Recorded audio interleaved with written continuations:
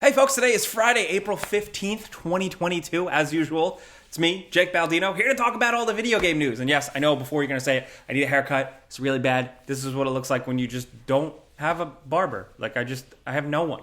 If you cut hair and you're on Long Island, hit me up on my Instagram. Please. That's not a bit. I need help. The first bit of... Whoa, that was a loud clap. The first bit of news this week is Cyberpunk and CD Projekt Red related. CD Projekt Red came out with a bunch of news and updates on what they're working on. The smaller things are the fact that their other studio that they acquired, the Molasses Flood, is currently working on a new project. It's based on one of their properties. I'm looking forward to that because I like their previous game. Also, The Witcher 4 is definitely underway. They are working on that. And the next-gen versions of The Witcher 3 that we were expecting to come soon for PS5 and Xbox Series X has been pushed. They announced that they're taking that development more in-house. I wonder what the deal was there, but if you were waiting to get some 60 FPS, 120 FPS Witcher 3 action on your console, you're gonna have to wait a little bit longer. Along with that, speaking of waiting, we have like a rough release window, release timing date now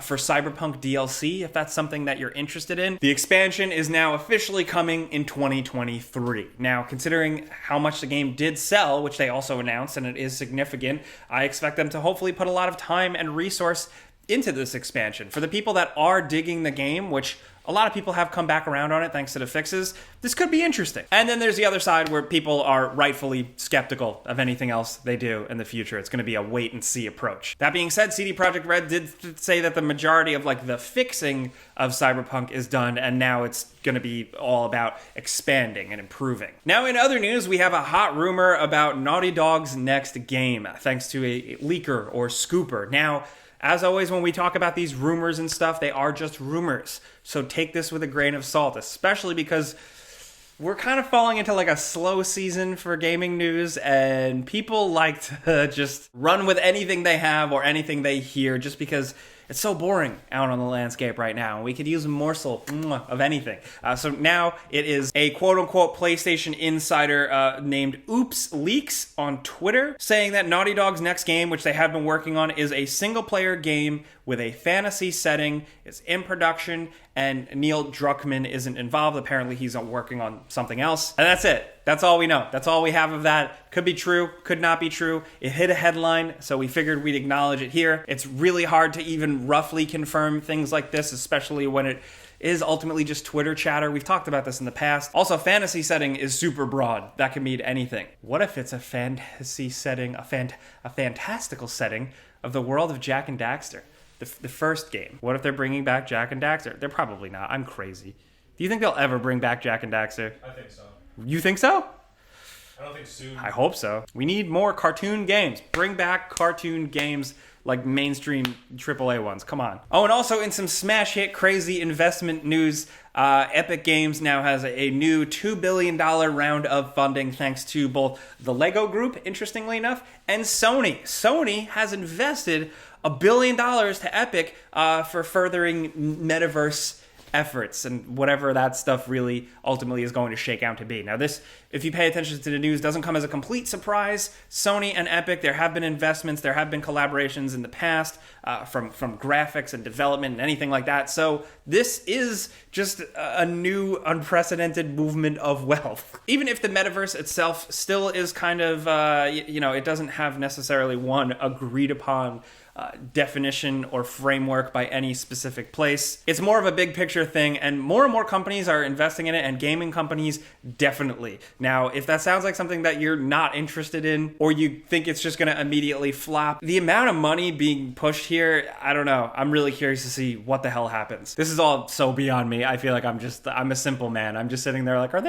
are they gonna make a Freedom Fighters 2? All this crazy metaverse stuff. I don't know what's happening. Anyway, let's move on. Hey, next up, big thanks to Dr. Squash for sponsoring this video. Spring is here. You know what that means. Time for some spring cleaning. I'm talking to clean you, clean yourself. If you're looking for new soap and you really want to boost your shower game, we definitely recommend their products. All of Dr. Squatch's soaps are made right here in the United States in full transparency with the highest quality ingredients. We've said this before, but everything is simple and straightforward with no harmful, weird BS chemicals like big soap companies. Now, for me personally, lately I've been using Fresh Falls because number one, I like the color blue, but also just because I smell really bad and it does a good job of covering that up. It performs well, it smells great, and it also pairs really well with the shampoo that I also use. And with the big variety, it's fun to get something fresh, get a new flavor, get a new variety for this new season. And our favorite part is that they stand by it. They say if it's not the best bar of soap you've ever used, you can get your money back, no questions asked. That's legit. So if you want to smell like a gameranx, new customers can get 20% off their first purchase of $20 or more. Use our code DSQ gameranx and click the link in the description down below.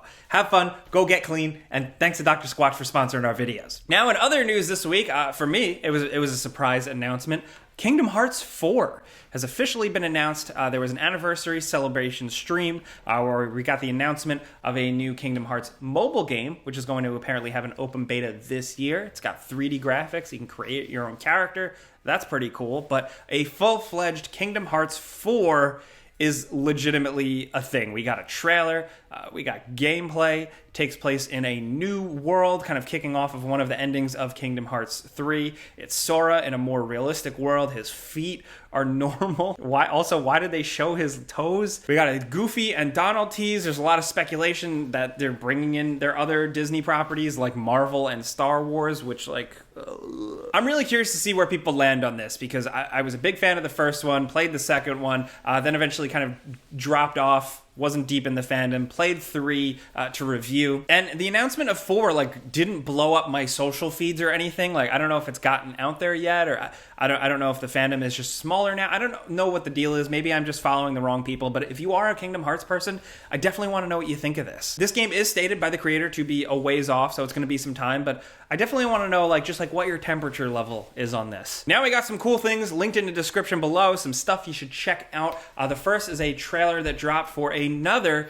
No Man's Sky update. The game, which originally everybody didn't like and wrote off as a failure or a ripoff, just keeps getting better and better and much stronger. Now this is No Man's Sky Outlaws, new ships, more stuff to do, more raiding style stuff. You can basically be a smuggler, and there are now space capes, which I very, very much approve of. Also flying around, a lot of people did not catch new gameplay for Steelrising. This is that really cool, Victorian French, slightly sci-fi, Souls-inspired game that had that really sick trailer, I think, at the Game Awards or the Summer Game Fest, something like that. So now we have gameplay. It is clearly still a work in progress, but you can see what they're going for here. I love the art style. I love the enemy designs and the weapons and stuff. So if you're into that type of thing, if you're into like me, I'm looking forward to this and Lies of P, that weird Bloodborne Pinocchio game. These are awesome. If you want to check out the Steelrising gameplay, like I said, it's linked down there. Also, they definitely don't need my help with a shout out, but I just wanted to highlight because I love it so much. Did You Know Gaming put out a new video about Metal Gear Solid and a lot of the cut ideas from the series, things that didn't make it into the final game. I knew about a lot of this stuff, but as just an insufferable diehard fan, but there's still a lot of really cool surprises in there that I think people are going to enjoy. It's a really, really great video, and it's narrated by David Hayter himself, which is incredible. I love that man's voice. When I die, I want him to read my eulogy. Yeah. My eulogy is going to start with after the end of the Cold War. Now, in other news, you may have seen the headlines that Battlefield 2042 has essentially hit a new low. Despite DICE promising that they're still going to be doing some things to the game, the player count has now officially, for the first time, dropped below 1,000 players on Steam, which is significant. A lot of people, it's been reported, have jumped to older Battlefield games or different games. And now, a lot of people will take this as a big opportunity to just dunk. It's a dunk fest. Haha, Battlefield 2042 is not good. I agree with that, but I also think that this is pretty interesting just to show how many games are out there and how many games are fighting for players. There's only so much of a pie and so many people trying to grab pieces. There's another one this week that hit headlines. Babylon's Fall, that Platinum Games game that they put out and nobody cared about. It has been reported that Square Enix game fell below 10 players on Steam, which is just insane. So it's you have the high-end AAA, big expensive version example with Battlefield. You have the Babylon's Fall example. I think it's just a good reminder that like even if it feels like there aren't like a ton of games releasing, or maybe you're not happy with a lot of the games releasing, there are still so many games keeping people busy that some, these cases, just completely crash and burn. It's brutal out there. You could call it a battlefield. Oh, and also one last thing we'd like to report on. This is another insider scoop. This one is from Jeff Grubb, who has had a track record, the VentureBeat journalist, on his Grub Snacks show. Did outline the next Need for Speed game is well underway. It's going for a kind of photorealistic style, but with cool, like more anime stylistic elements to it. It's also going to take place in a fictional but like realistic city, and that's all we know. Again, it's one person relaying what they have heard about the game. But if anything, if it is true, it does sound nice that like, you know, EA is going back to the drawing board with Need for Speed and trying to come up with ways to make it stand out. I play every single one. I just like racing games in general, but that's just me. That's really most of the interesting news this week. So we want to hear from you guys in the comments. First of all, what are you playing? Are you playing something new? Are you playing something old? That pinned comment in the comment section is there. As always, drop that. But also, what do you think about everything? What do you think about the Steelrising gameplay? I think that could be a pretty sweet game. How do you feel about the Battlefield player count dropping so low? Despite them trying to fix certain things like adding the scoreboard, still just, I think the foundation of that game is still just too rough for it to really have a good, strong comeback. But what are your thoughts on that? What are your thoughts on this possible rumored new Naughty Dog game, the possible rumored Need for Speed revival with a cool, weird style? And what do you know what? What do you think about the metaverse? And what do you think about Epic Games and Sony and this like $2 billion new round of investment? What could you picture? Not even what could you picture, like what do you actually want from this? I just want somebody to make another Army of Two game. Yeah. Like I said, I am a simple player. Let's talk about anything going on in the world of gaming this week down in the comments. Like I said, we want to hear from you. So if you want to yell at me directly though, because comments get a little crazy, hit me up on Twitter and Instagram and my other YouTube channel, Jake Baldino. But thank you guys for being here. We're here every Friday. Get you caught up on the news, have a little fun, have a cup of coffee here, and just vibe out. So if you're watching this, hopefully you have a great weekend. Clicking the like button's all you got to do. It legit helps us, so thank you. But I'm Jake Baldino. Thanks for watching. See you guys next time. Pizza's on me.